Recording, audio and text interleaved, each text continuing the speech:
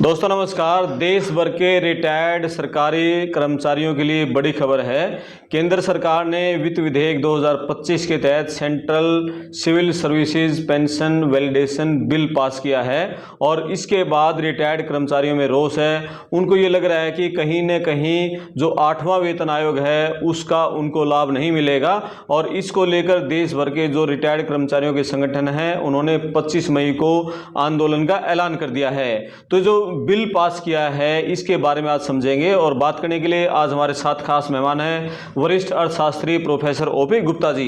आप वीडियो को आखिर तक सुनना, आपको पूरा पता चल जाएगा कि देश भर के जो रिटायर्ड कर्मचारी हैं उनमें किस तरह का रोष है और ये जो बिल पास होता है तो और इसमें 8वें वेतन आयोग का लाभ नहीं मिलता है या मिलता है तो किस तरह का असर इसका पड़ने वाला है कर्मचारियों के ऊपर।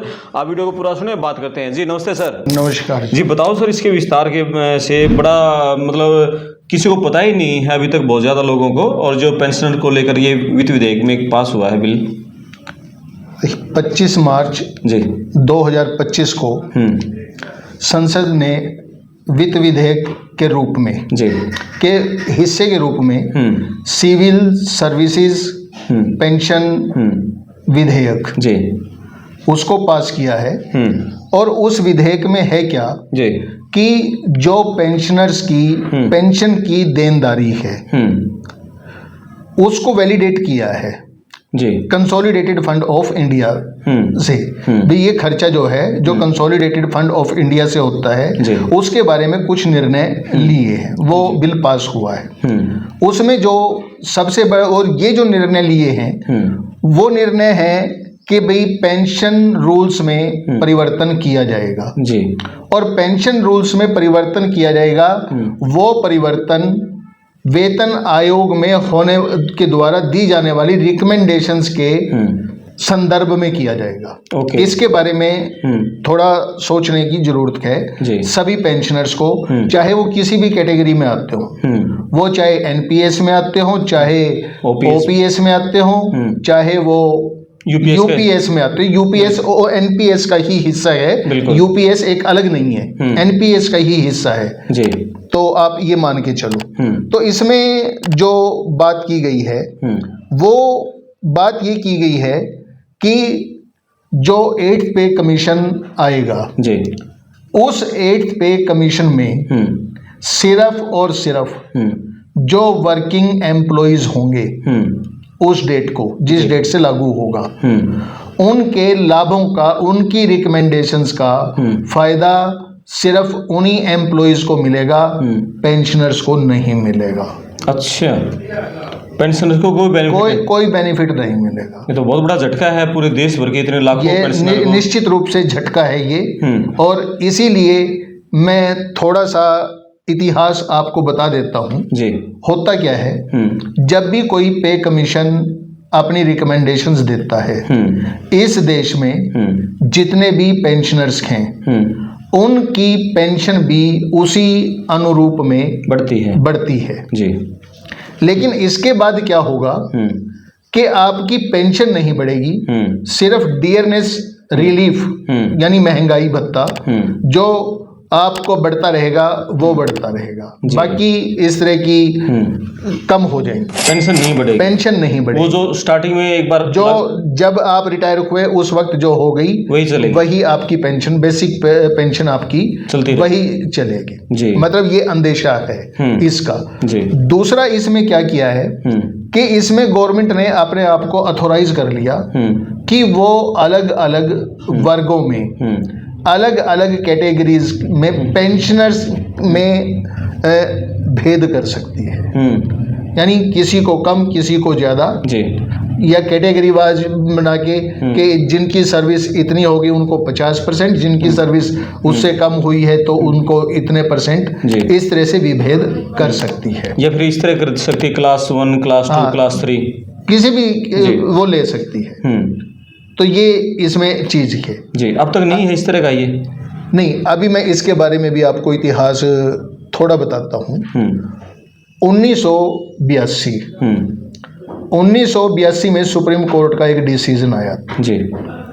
पेंशन में डेट ऑफ रिटायरमेंट के आधार पर जो भेद किया जाता था उसको लेकर जी, वो था DS Nakara versus union of India का केस जी, उसमें सुप्रीम कोर्ट ने बिल्कुल स्पष्ट रूप से कहा कि रिटायरमेंट की डेट को लेकर जो असमानता आपने क्रिएट की है ये बेसिकली संविधान के अनुच्छेद 14 का उल्लंघन है जी, सीधा सीधा उल्लंघन है। और ये भी कहा कि पेंशन किसी भी अधिकारी का अधिकार है जी, सामाजिक सुरक्षा के रूप में उसका अधिकार है और इसलिए पेंशन की जो नीतियां होनी चाहिए वो आपकी नीतियां एकदम उनमें एक रूपता होनी चाहिए और वो निष्पक्ष होनी चाहिए जी, निष्पक्षता उसमें सुनिश्चित की जाए। और उसी के बाद आप ये देखोगे कि 1982 में ये फैसला आता है और 1986 में जब चौथा वेतन आयोग आया तो चौथे वेतन आयोग में इससे पहले जो जिस पेंशन पे रिटायर हो जाता था वही चलती रहती थी जी, चौथे वेतन आयोग में उनकी एक काल्पनिक पे मानी गई नोशनल पे और उसके आधार पर कि भाई यदि ये व्यक्ति आज सर्विस में होता तो इस कैटेगरी में मिनिमम पे कितनी मिलती जी, उसके हिसाब से उनको पेंशन देने का रिवाज चला जी, और ये आगे आपके फिर 1996 में 2006 में और 2016 यानी पांचवें छठे सातवें वेतन आयोग में इनके बारे में और स्पष्टता आती गई और ट्रांसपेरेंसी आती गई और पेंशन पॉलिसीज सरकार की और ज्यादा निष्पक्ष होती चली। जी, क्यों सरकार इसको बोझ मान रही है सर? धीरे धीरे ओल्ड पेंशन खत्म कर दिया, एनपीएस ले आए, अब यूपीएस ले आए, अब पेंशनर पर भी कैसे चला रही है? देखिए ये विधेयक लाने के पीछे कुछ आर्थिक कारण हो सकते हैं, कुछ सामाजिक कारण हो सकते हैं और कुछ आपके प्रशासनिक कारण हो सकते हैं।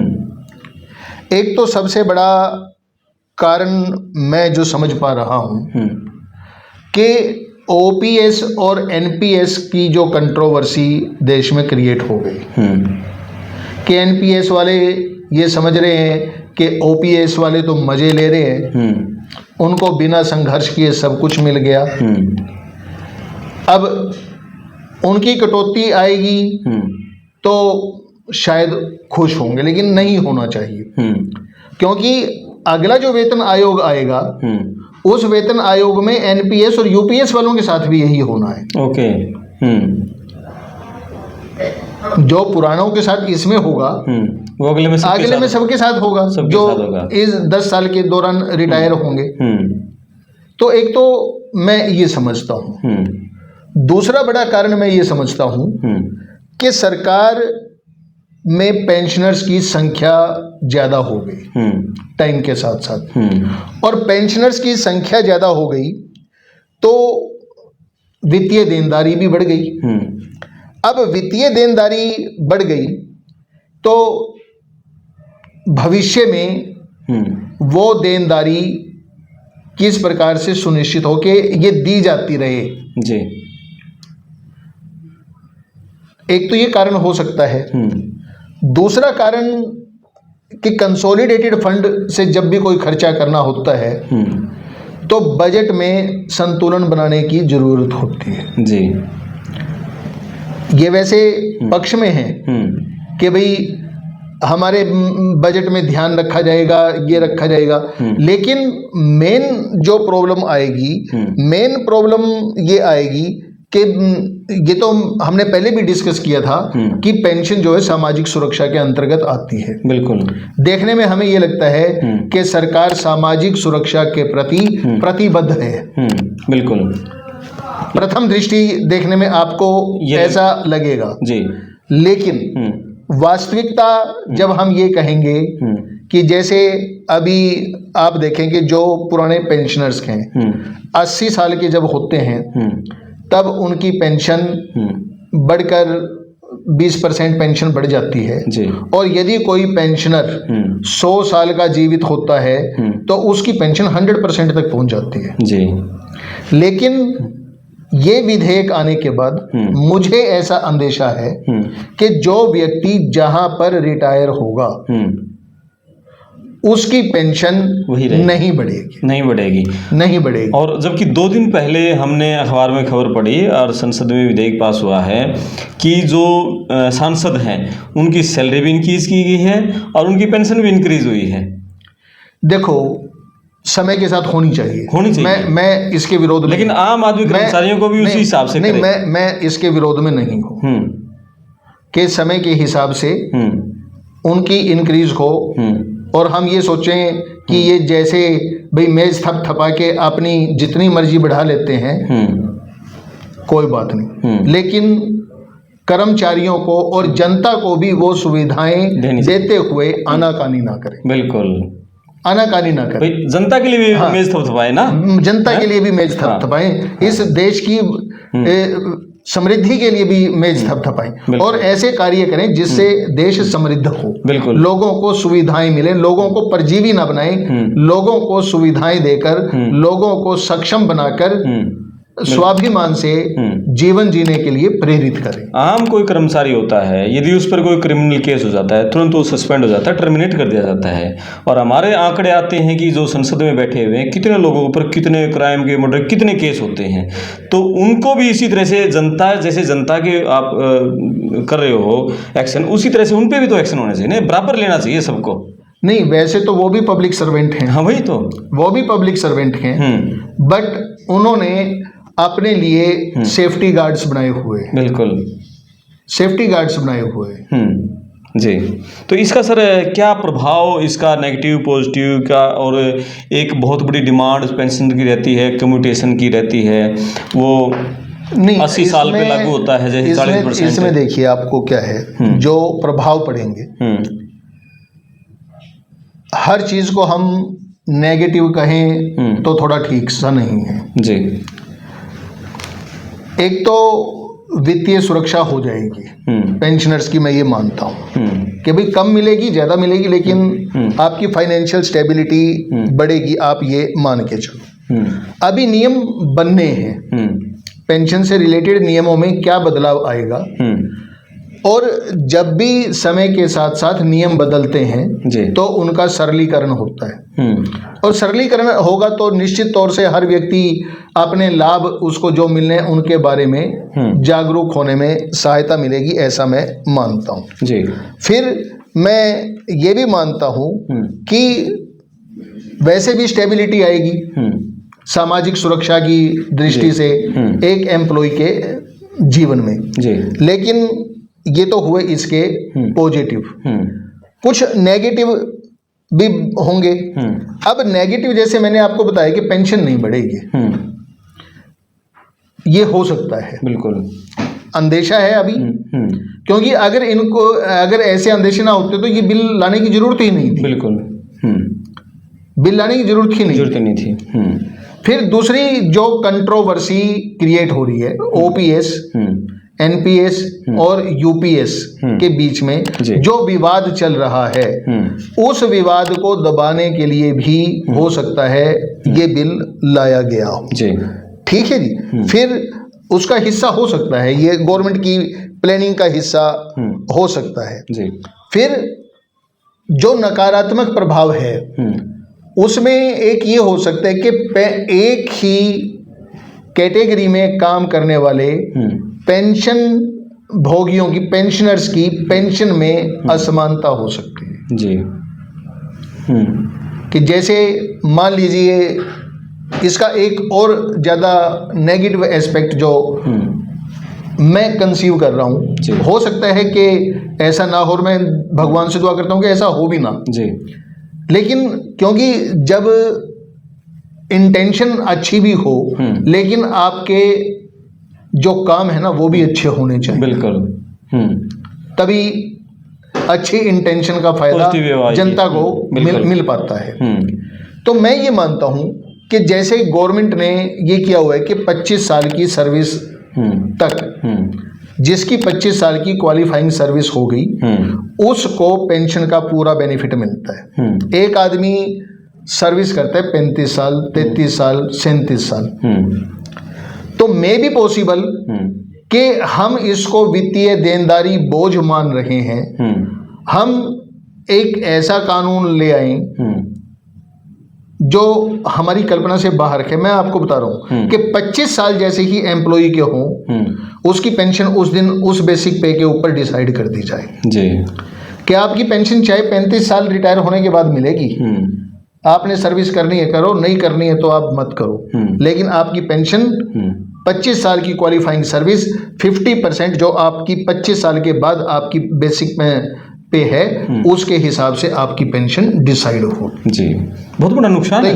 ये बहुत बड़ा नुकसान। आदमी 10 साल 15 साल ज्यादा नौकरी करेगा और पेंशन उसकी पुराने, तब तक तो उसका बहुत ज्यादा गैप हो जाएगा सैलरी। ये हो क्यों रहा है सारा?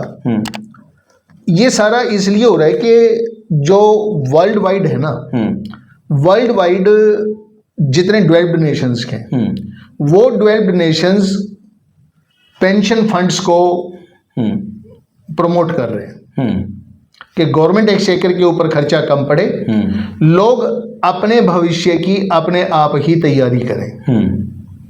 यूके में भी है ऐसा, अमेरिका में भी है ऐसा, और उसी की नकल करते हुए 2005 में जब हम लेके आए थे एनपीएस, वो भी उन्हीं की पॉलिसियों का एक प्रतिरूप हमें देखने को मिला था। लेकिन वहाँ सोशल सिक्योरिटी ज्यादा है। नहीं, सोशल सिक्योरिटीज हैं ज्यादा। अब सोशल सिक्योरिटी तो हम ये भी गिनवा देंगे, ये भी कह देंगे कि भी हम सारी जनता को हमने आयुष्मान योजना दी हुई है, आपका 5 लाख रुपए तक का इलाज जो है फ्री है। वो तो पॉलिसीज हैं आपकी सोशल सिक्योरिटी की। लेकिन या आप 5 किलो अनाज के हम 80 करोड़ लोगों को दे रहे हैं ताकि कोई भूख से ना मरे जी। लेकिन तो कोई कंट्री डेवलप होता है उसमें तो बल्कि जनता की सिक्योरिटी ज्यादा करनी चाहिए सरकारों को, निश्चित रूप से ज्यादा करनी चाहिए। मैं ये कहता हूं कि आप जनता को समर्थ बनाओ, सक्षम बनाओ जी। आप इतना सक्षम बना दो कि उनको सरकार के ऊपर डिपेंड रहने की जरूरत ही ना पड़े। बिल्कुल, वो अपने आप ही अपने फंड्स को मैनेज कर लें। तो ये भी तो हो सकता है ना। बिल्कुल, वो उस तरफ नहीं वर्किंग हो रही है, उस तरफ कम ध्यान है। ठीक है, बहुत बढ़िया सर। और कुछ इसमें पॉइंट? भाई इसमें ये था, ये अभी शुरुआत है, हाँ, पूरी डिटेल्स नहीं आई हैं जी।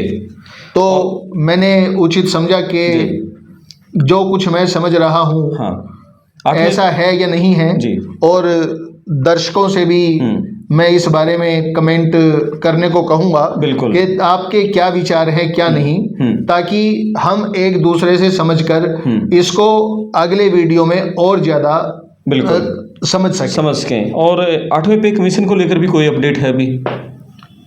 उसको लेकर तो अभी रूमर्स हैं, अपडेट कोई नहीं। जी जी जी, कोई अपडेट नहीं। बिल्कुल, चलो आप अपने कमेंट्स करना और बताना कि आपके पास भी यदि इसके बारे में आपका क्या विचार है, क्या ख्याल है। सरकार को पेंशनर्स के किस तरह से उनकी जो मांगे हैं अभी वर्तमान में चल रही हैं, कम्यूटेशन को लेकर चल रही है, रिटायरमेंट के बाद 80 साल में जो 40% मिलता है, उनकी डिमांड है कर्मचारियों की वो हर 5 साल पे उनको पार्ट के रूप में दिया जाए। और बहुत सारी डिमांड है उनकी, कैशलेस की डिमांड है जो सरकारें मांग नहीं रही है, और बहुत सारी डिमांडें हैं। बुजुर्ग अवस्था में जिस कर्मचारी ने पूरी उम्र सरकार को दी है तो उसको सरकार को भी उसका ध्यान थोड़ा ज़्यादा रखना चाहिए, ऐसा होना चाहिए सरकार की तरफ से। लेकिन बुढ़ापे में भी कर्मचारी अपनी मांगों को लेकर आंदोलन करते हैं, मुख्यमंत्री के पास, मंत्रियों के पास जाते हैं, मांग पत्र देते हैं, ये शर्मनाक है। इस तरह नहीं होना चाहिए। जायज़ मांगे यदि कर्मचारियों की हैं बुजुर्ग अवस्था में उनकी माननी चाहिए। और सर इसमें 1 मिनट एक चीज़ और रहेगी जी, ये एक्ट बनने के बाद कोई भी एम्प्लॉई, कोई भी एसोसिएशन इसको कोर्ट में चैलेंज नहीं कर सकेंगे। ये और भी बड़ा झटका है। ये तो मतलब तानाशाही होगी एक तरफ से, जो हमने कर दिया वही फाइनल। आप जो मर्जी नाम दो इसको, लेकिन एक्ट आप कोर्ट में किस चीज को चैलेंज कर सकते हो? कोर्ट में आप ये चैलेंज कर सकते हो कि भाई ये कानून है और इस कानून के हिसाब से मेरे साथ न्याय नहीं हो रहा। जब कानून ही ऐसा बना लिया कि they can change pension rules और उन्होंने चेंज कर दिए, तो एक्ट बनने के बाद कोई भी एसोसिएशन या कोई भी एम्प्लॉई कोर्ट में चैलेंज ही नहीं कर सकेगा। बिल्कुल, ये बहुत मतलब बड़ी बात सर ने बताई है। और सरकार के इरादे क्या हैं, इसी बात से समझ आपको ले लेना चाहिए। और यहाँ पर पेंशनर को बहुत बड़ा एक कदम उठाने की जरूरत है। आप कमेंट्स करें, वीडियो को शेयर करें, चैनल सब्सक्राइब करें। मैं आपका दोस्त करमपाल, धन्यवाद। धन्यवाद। थैंक यू, नमस्कार।